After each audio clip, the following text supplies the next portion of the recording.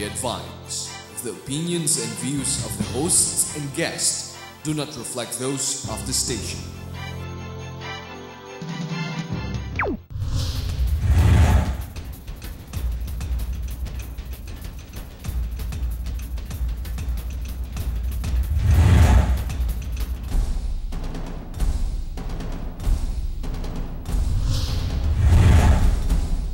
People of this country, hindi makikita yung pinanggalingan natin. Basta ito, susundo ka ng doktor, abulin ka ng aso, lahat ng tinanas. Hindi nire-release naman ng pork barrel kasi useless naman. Mga patay, papabigyan ko ng 5,000 from my...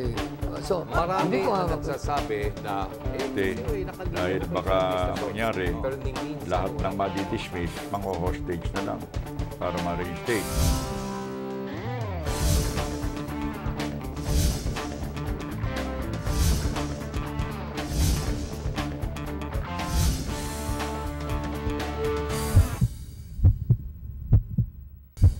Magandang gabi po sa inyong lahat. Welcome to our show, Heartbeat Live. I'm your host, Ray Orosa.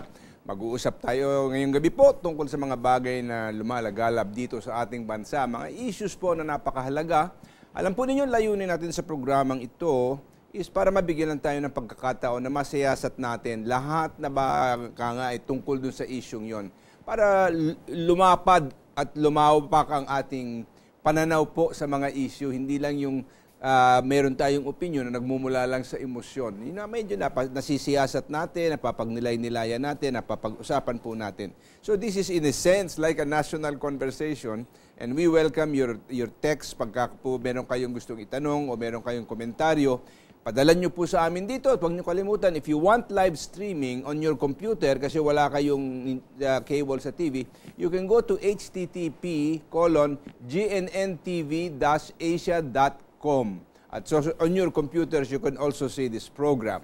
Okay, katulad po ng dati, may announce namin sa inyo ang ating mga text promo winner. Ang number 1 po ay, kung gagalaw itong ating prompter dito, ay makikita po natin.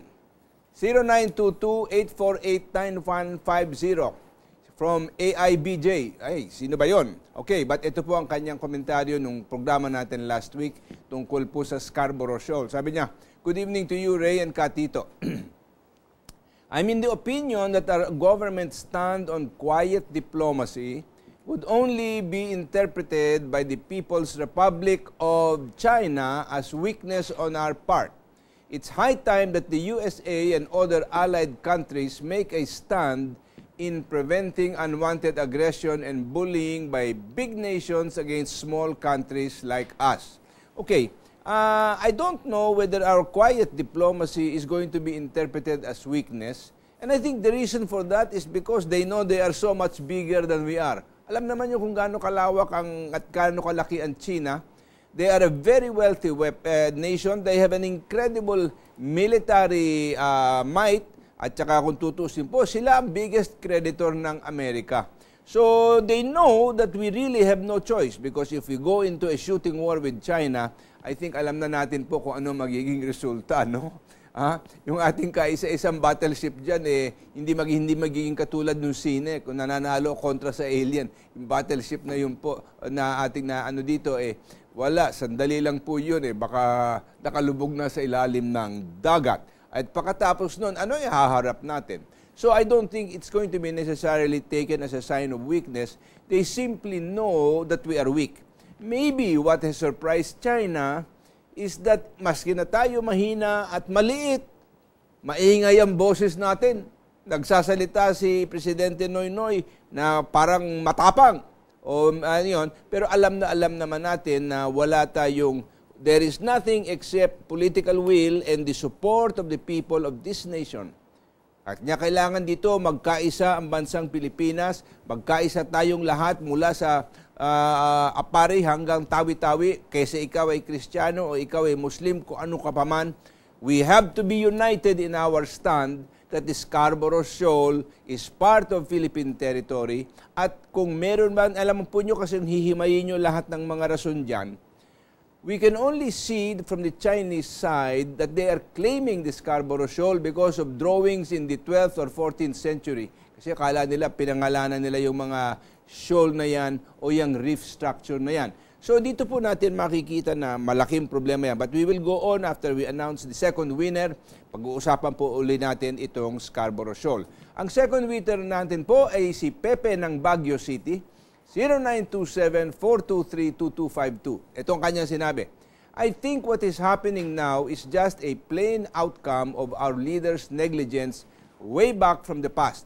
Kung noon pa po sana nila pinatibay ang armed forces natin, edi hindi sana tayo binubuli ngayon. Kasalanan nila ito. Actually, it is true na hindi malakas ang ating hukbong sandataan. Pero alam po ninyo, dati kasi, ang pagtatalo dyan dito sa ating bansa, saan ilalagay yung kaunting pera ng ating budget?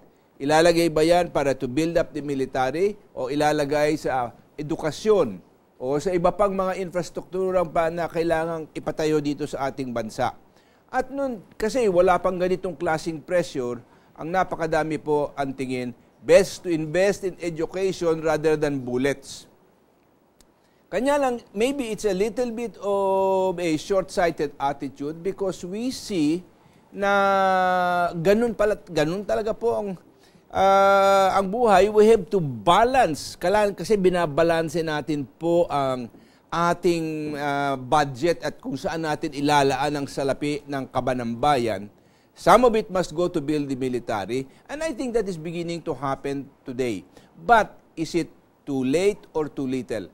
Ang masasabi ko naman, habang tinatanggap natin ng barahil, baka nakapagpabaya ang dating mga administrasyon sapagkat talaga namang kulang din po ang salapi at hindi naman tayo mayamang bansa sa ngalan po ng pera. Mayaman tayo sa mga tao, mayaman tayo sa ating mga mineral, pero sa ngalang salapi, hindi tayo masyadong mayaman. Na kung napabayaan man ang military, maski na po natustusan ng armas ang military, paano naman tayong lalaban sa laki ng China? Even if we had a strong military, maybe we will have, we will last 3 days, 5 days, 1 week. Pero paano mong paaalisin yung mga barko ng China sa dami ng kanilang barko? Meron pa sila ngayon na pinagawa. They will have their first aircraft carrier very soon. Bumili sila ng isang lumang aircraft carrier dyan sa Russia at ngayon pinaayos nila, pinagaganda, pinatetibay at nilalagyan ng kung ano-anong klaseng armas. At alam naman yung aircraft carrier kung ilang eroplano ang dala nun. Kanya pag nagkaroon po ng sagupaan dyan sa Scarborough Shoal, maski na po medyo malakas yung ating army, mapoproblema po tayo. Hindi marahil po we cannot last more than 2 to 3 weeks in that kind of a battle. Ubus na lahat ng ating mga military assets. Kanya kawawa naman po tayo. Okay, so sila po ipadadala natin yung mga nanalo sa atin dito ng 100 pesos na e-load po. Ipadadala namin sa inyo. Kanya wag po kayong magsawa sana ng pagpapadala ng text ninyo saan man kayong bansa ng Pilipinas. Wag lang yung kalimutan po pangalan ninyo at kung nasaan kayo.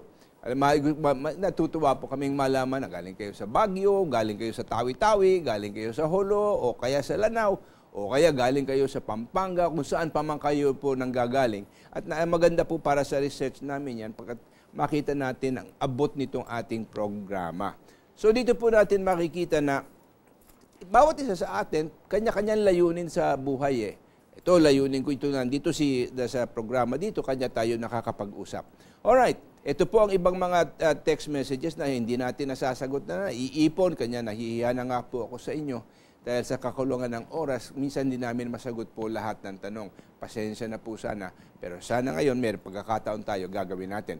From 0921-200-2682. Galing po from J. Baligwat. Okay, sabi niya, tindi ko niya sinabi. Sabi niya, Communist China today is the same as Nazi Germany. Sabi niya, we should boycott, not to buy made in China products. Tayo rin kasi nagpapalakas sa China dahil bumibili ng produkto nila. Paalisin mga illegal na Chinese sa Pinas, sila ang yumayaman. Alam po ninyo, maraming katotohanan yung sinasabi dito sa atin, sa nag-text po sa atin, galing kay Mr. Baligwat. Ngunit, ang kailangan po natin din maintindihan dito ay wag natin pagbingansahan yung mga nandito. Sapagkat kung maraming illegal Chinese dito sa Pilipinas, kasalanan po natin, pinapayagan at nirarakit ng ating mga immigration people. Kasi kung hindi po, paano silang makakapasok dito? Matitigil po sila sa lahat ng ibang points of entry dito sa bansa. Kanya lang, napakagaling kasi nila sa areglo, yung mga tao naman natin, napakarupok naman ang konsyensya, tanggap na lang ng tanggap, ayan po ang nangyayari. Okay? Ngayon, marami naman ding mga Chinese origin people that have come here legitimately. Ngayon, ang masasabi natin, sana malaman naman din ng bayan kung nasaan ang loyalty nila. Nandito pa ba sa atin o nandoon sa pinanggalingan nila ng kanilang mga ninuno? Kanya lang alam po ninyo, kailangan din balansehin. Maraming malaking negosyanteng Filipino-Chinese dito sa ating bansa. Pero ang nakita po ninyo sa nakaraang 10-15 taon, marami sa kanila po nagtayo din ng mga negosyo sa China. Kanya kung sila dito ay mag-iingay, malamang isasarado yung negosyo nila sa China. Alam po ninyo, mayroong nagkwento sa akin, pero ito, kwento lang naman, hindi natin matiyak, alam po ninyo yung 168 na dyan sa Binondo na katakot-takot na kalakal mula sa China na sinasabi po nila mga smuggled in origin, no? Mga murang-murang mga damit at lahat pa ng ibang klaseng produkto. And medyo natatamaan na raw ang benta ng ilang mga malls at saka mga tindahan. Ngayon, ang nangyari po dito, naalala nyo, ni-raid yung 168. Ilang beses atang na-raid yan, once or twice. Alam nyo daw po ang nangyari, ito naman chismis lamang kanya, yung mga malalaking negosyanteng nagreklamo, mayroong mga projects sa China, all of a sudden, halt. Tigil lang ang mga approval ng kanilang mga project. Kanya mula noon, kita nyo, wala nang nagre-reklamo ngayon, patuloy na lang yung nangyayari dyan sa Binondo na kung saan katakot-takot na smuggling ang nangyayari tapos binebenta dyan. Sa akin po, nasa sa atin din naman yan kung gusto natin tigilin. Kanya lamang ito masasabi natin na kung ikay nasa negosyo, kung minsan napakahirap po talagang malaman kung saan ka lalagay. And in this case, medyo mahirap kasi hindi naman yung integridad mismo ng bansa ang inaangkin ng China, kung hindi ilang pirasong bato diyan sa karagatan. That's about over 100 nautical miles from Zambales. Kanya lang, lalong mas malayo sa China, mahigit po 400 nautical miles, about 500 nautical miles ang layo naman mula sa China, sa pinakamalapit na bahagi ng China. Kanya dito natin makikita na ito ba ay question lamang ng kung ano ang gagawin mo o kung saan naggawa ka ng mapa o dating nangingisda yung mga mamamayan ninyo dito. Abay, hindi naman po. Kung ikaw ay nagpo-poaching sa ibang lugar, hindi mo sasabihin ko matagal nang ginagawa ng mga tauhan mo na nangangahoy sa bakuran ng ibang bansa na ngayon meron ka ng karapatan na angkinin yung mga tubigan doon na kung saan ka nangangahoy ng mga isda o nagumukuha ng mga isda. Hindi naman siguro dapat. Okay, from 0949-839-3319, from Edgar of Cagayan de Oro City. Paano natin mapapaalis ang China sa Spratly na tayo mga dito na lang sa loob ng Pinas, hindi natin kayang paalisin ang mga squatter sa pribadong lote?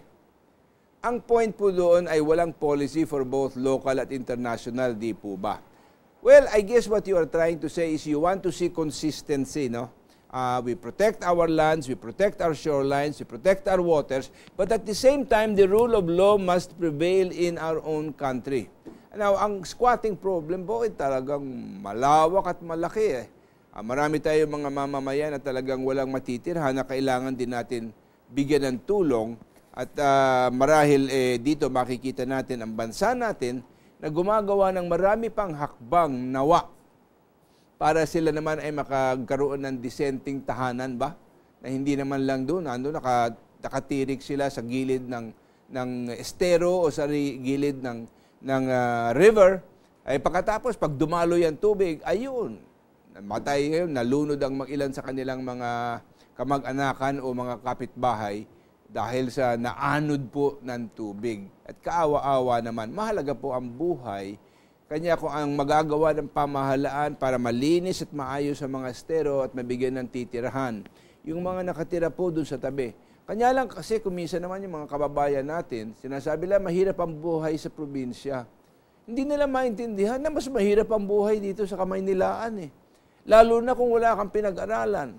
Lalo na kung kulang ka sa nalalaman, paano kang mai-empleyo? Di ngayon, ang mangyayari sa iyo, magtitinda ka ng sampagita, magtitinda ka ng walis, magtitinda ka ng kung ano ng mga bagay, mangmani, ng ganyan.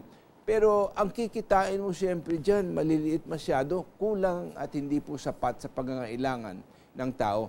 Sa akin tingin po, mas mahalaga at mas mabuti siguro na yung iba sa kanila ay bumalik sa probinsya kung saan maaari silang magtanim at marahil at least mabigyan ng wastong pagkain ang kanilang mga kamag-anakan. Alright, from 0917-824-6168. Ito naman po mula kay Bobong ng Cavite.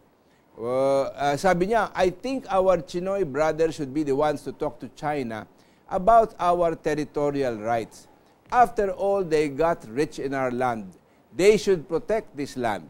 Okay, yung sinasabi ni Bobong dito, I think there is a place for quiet diplomacy among some of the leaders of the Filipino-Chinese community here to do what we call backroom diplomacy po with the leaders of China. Sapagkat ano ba ang pinaglalaban talaga ng China na inaangkin nila yung Scarborough Shoal? Ay nakakatiyak po ko na yan ay inaangkin nila largely because sa isipan nila, marami pong sigurong nakabaon sa ilalim ng dagat na mga mineral, yung lalo na po yung petrolyo at lahat yun, o natural gas na nandun. Katulad po nung na-discover natin dito naman sa Recto Bank, dyan, sa Spratlys, yung natural gas daw doon is worth several $1 trillion in today's prices. So maybe, if they will leave us alone and we will then cause the exploitation and the development of these areas for their natural resources by way of oil and gas, we can go and tell the Chinese, sige, gusto nyo ito kasi kailangan ng inyong industriya. Ito siguro ang dapat sabihin na lang natin sa kanila, o sige, maggawa tayo ng long-term supply contract na pag lumabas ang gas dito, o 30% or 40%, ibebenta namin sa inyo. Para sa ganung paraan, madadagdagan ang reliable o madidiversify ang kanilang suppliers ng natural gas or petroleum. So marahil sa pagganong paraan, baka sakali, hindi naman natin, cannot speak for the Chinese government, baka sakali po ang mangyari dyan. Ayan, na masiha naman sila na magkakaroon sila ng steady supply. And this may be the answer even for the other nations dito po sa ASEAN, sa Southeast Asia, na inaangkin din ng China ang katubigan na mas malapit sa kanila kaysa sa China. And this may well be the answer na at least mabigyan sila. I'm sure, ang mga Amerikano ay magsasabi din, balay, bigyan mo din kami ng aming bahagi dyan sa mga natural resources. But the question that has to be asked here, alam po niyo, mayroong isang manunulat na naglagay doon na ito daw nangyayari dito sa China, nagkombinasyon daw ang Amerika at saka China para manggulo dito, para magkaroon ng pressure para magbigay tayo sa Mindanao nung ginugusto naman ng mga MILF at sapagkat ang gusto ng Amerikano maglagay ng kanilang base doon sa substate na gusto atang payagan ng pamahalaan na ilagay doon sa Mindanao in place of the ARMM. Kanya talaga pong komplikado masyado ang mga issue. Di mo malaman kung saan nanggagaling po ang panggugulo at kung sino po ang author o sanhi ng pag-intriga dito at pag-intriga doon. Alright, so dito po natin na nakikita na komplikado, but habang komplikado, meron tayong makukuha sigurong magandang solusyon dyan sapagkat sa pamamagitan ng pagbabahagi at papabaya ang ating willingness to sell part of the output of the resources in the Spratlys or in the Scarborough Shoal areas na ating maaaring to sell or give China a right of first refusal for some of the products there. Kasi sigurado naman, yung natural gas, kailangan din natin. So siguro para madala yan dito, para naman din makinabang ang ating bansa. Okay? So dito natin nakikita, total, ang pinag-uusapan dito are economic advantages. Yung pangingisda naman ng mga mangingisda mula ng China, ang atin namang tutol dito ay una-una, ang pangangisda ng mga fishermen, mga private individuals yan, that has nothing to do with sovereignty or jurisdiction. And you cannot talk of historical fishing rights. Wala pong ganung karapatan. Imbento lang ng mga abogado yan. Pero ang kailangan nating makita dito, sinasamantala nila ang ating environment at ang kinukuha nila yung mga endangered species ng mga isda, ng mga turtles, ng mga kung ano pang ibang mga bagay na mula sa yaman po ng dagat. At tayo naman tutol tayo doon sapagkat ang tingin natin there are these endangered species should be protected para hindi naman na mauubos at mauubos. So some degree of control has to be established there regarding fishing. But I don't think the fishing of private fishermen in that area, may they be Chinese or Vietnamese or Malaysian or whatever, has nothing to do with the issue of sovereignty and jurisdiction. Iba po yan, kailangan pag-usapan. Dito sa sovereignty and jurisdiction, normally ang mga economic rights ang nangingibabaw dyan. Kasi hindi naman pwedeng sabihin, kung nilagay mo sa gumawa ka ng drawing, kako, naalala ba nyo, sinabi ko last week po, na ang China in 1421 discovered the Antarctica, discovered North America and South America, yung kanila pong junks na yan, they sailed all over, nag-drawing din sila. Ba't hindi nila inaangkin ang Antarctica? Bakit hindi nila inaangkin ang North and South America? Ito nga, dokumentado ito, na doon daw sa South America, makakakita ka ng mga manok, types of chicken that originated only in China. At siguro dala nung armada ng mga ng China nung sila'y umikot yan sa lugar na yan at minapa nilang lahat yan. So hindi maaaring sabihin na yung pagmamapa lang ay nagbibigay na ng karapatan sa sino man. Okay, from 0948-872-0802. Dapat palitan ang namumuno sa bansa dahil mga inutil. Lahat ng imbento ng mga Pilipino ay di-suportado. Dapat natin tutukan ang pagpapalakas ng puwersa para sa teritoryo ng bansa dahil mayaman tayo sa mina. Okay, marahil po ang iniisip ng maraming tao, kung matalo tayo dito sa Scarborough Shoal, baka susunod yan, aangkinin na tayo ng China.